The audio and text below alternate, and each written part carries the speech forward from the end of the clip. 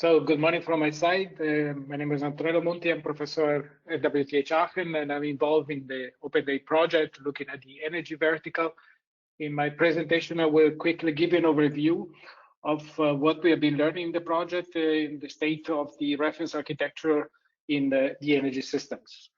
Let me start at look at the challenges in the energy sector. I would say the main thing is the digitalization and the change within a change for the energy sector.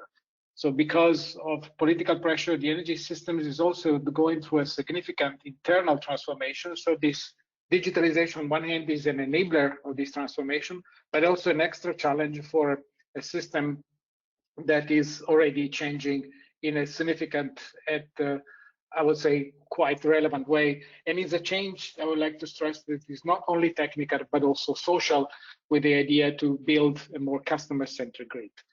Looking at digitalization, we can imagine several aspects in terms of evolution. Data models in the energy sector are quite well developed. Vice versa, when we talk to architectures and business models, because of the transitions, we have still an intermediate stage. And when you look at the governance and sector coupling, is something I would say still in the infancy of the systems, and that's where a lot of opportunity in building a common architecture could actually allow a faster process. And if I oversimplify the situation, and it's really excessive, and I would say when you look at the electrical energy system in particular, we have three major levels of operation that determine different requirements from the point of view of platforms and data management. There is the transmission system level, so these are the grid operator that manage the high voltage grid, the very long distance energy transmission. We have the distribution system level, which are the operator that are dealing with the local networks in the cities on bringing the energy to the loads.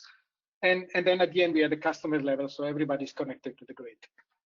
Building a platform concept for this picture means that we need to build a concept of interactions among all those players. And actually, for the sake of time, I will not show you all the interaction of place, but there are other players that, like aggregator, that appear in the energy system, making this whole ecosystem of energy extremely complicated when it comes to define an energy reference architecture. For that reason, right now, there are a lot of activities at European level with European projects trying to address the different phases of this challenge. So we have some activity directly managed by the grid operator in the ATSOE, the Association of Transmission System Operator.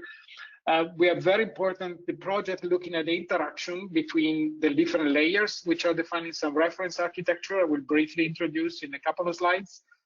And some projects more focusing on the DSO level, because the DSO level is where the majority of changes are happening because of the integration of renewable energy resources. And last but not least, given that we are building a customer-centric grid, we need to focus on the customer, and that's where we had the project Interconnect. That thing is the current situation, and then the next step should be an upcoming project that has been just approved by under grant agreement discussion right now called OneNet, that has the goal to bring those things all together in a common vision that will bring at the end possibly to a complete definition of energy architecture. So if we look at the first project I mentioned, the interface, these are some slides I received from the coordinator, and I want to thank him for the support. They're looking at particular market design and platform related to market systems, so how to integrate new services in the grid, creating a European level type of approach. And for this reason, they identified some critical element of architectural standard as reported here, and as that point very well to a previous presentation. Obviously, this is built as an architecture in the reference to the SCAM, which is the standard used for smart grid layer. And then here the focus is mostly at the upper layer, particularly the functions and business layers, given that the market of flexibility are one of the major applications that are currently considered in this type of work. Similar project is the other coordinator is also defining a way to build these flexibility systems, but with a focus more coming from experience from the distribution system level operator, not from the transmission like the previous project. And also in this project context, a proposal of architecture is being developed and is also tested in real life with real grids, where for the first time real flexibility platforms are running in the grid, allowing them data exchange and data systems going between grid operator at transmissions level, distribution level, aggregators and customers, all integrated in a single scenario of data interface and managing critical aspects like regulated market versus non-regulated market. Going forward, as I say, this vision should be further improved by a new project that has been suggested for funding, is now currently under grant agreement preparation, called OneNet.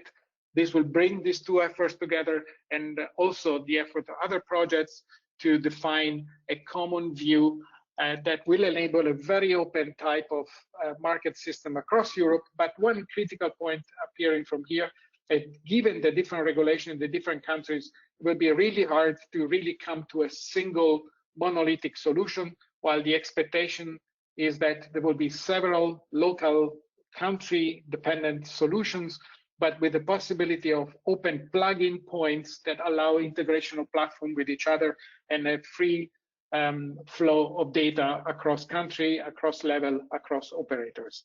And going down in the scale from transmission down, other activities interesting from the platform perspective I would like to mention is platoonA, which is a project in the first year. Here, interesting is the definition of a platform based on two layers, as you see in the picture. A blockchain layer that will allow the easy interconnection of customers, both for security and integrity of data towards the operation of the grid, but also to enable possibly peer-to-peer type of solution and peer-to-peer market for trading flexibility in new architecture, like, for example, the so-called citizen energy community. Here you see a different view of the same platform concept, and this slide makes clear another critical element, that the energy system, there are already platform, but very archaic, I would say. Platform is what we call here legacy system, the SCADA architecture, that grid operator very likely would like to keep still for quite some time because of the high level of security they are experienced with. And so that this new approach, more IoT oriented, should plug into the legacy systems, creating the proper bridges between an open, modern, service-oriented type of platforms, market interconnections, and on the other hand, legacy systems still based on more classical SCADA type of applications. Another interesting project, Universal, is vice versa, linking how the link from the internal grid operation. So the previous slide on platoonA focused on grid operations, so what the DSO internally does, so the grid operator does for the security of the grid operation. But key element is to create a neutral open API interface to any kind of possible market, so that different options of market can plug in a very flexible way and with a unified type of interface. Last but not least, the key point is the customers, and then in the project Interconnect is really focusing on particularly data modeling at the customer level, so that the flexibility within your house could be exported. And here there is a very emerging standard called SAREF that is basically becoming the point of reference for data model when we come to equipment and appliances at home. But the next challenge, as I say, which is still open, is going across sectors. If you look at the concept that I mentioned at the beginning of Green Deal, and the old targets of renewables will not be solved by electricity alone. And that's why the concept of fiber becomes particularly important, because you can embed platforms like the one I showed before. Sonio is mentioned here, is where the concept used in the previous slide, the platoonA, is being developed. We link to the third party as mentioned, but thanks to fiber and the context proper, we open the data silos of energy, and we offer the opportunity to look at cross-domain sector. That means mostly going in things like heating sectors, because heating is one of the major sources of flexibility, so local heating grids, for example. But obviously, another very important growing opportunity is given by electromobility, so linking traffic, data with electricity networks operation is a critical task where something like the context broker will play a vital role in the future. So coming very quickly to the conclusion, I try to give an idea of the complexity of what we call the energy system, the different phases, different operators, which are all coming with their own view on defining platforms, the complexity given by the variety of legislation in the different countries. So we have some European rule, but we are far away from implementing a digital single market of energy in Europe. That's the target anyway. And that's why a lot of projects are working on aligning this different view and creating the proper interface of compatibility so that nothing is limited to a country. We want to build a very open and flexible energy system for the future.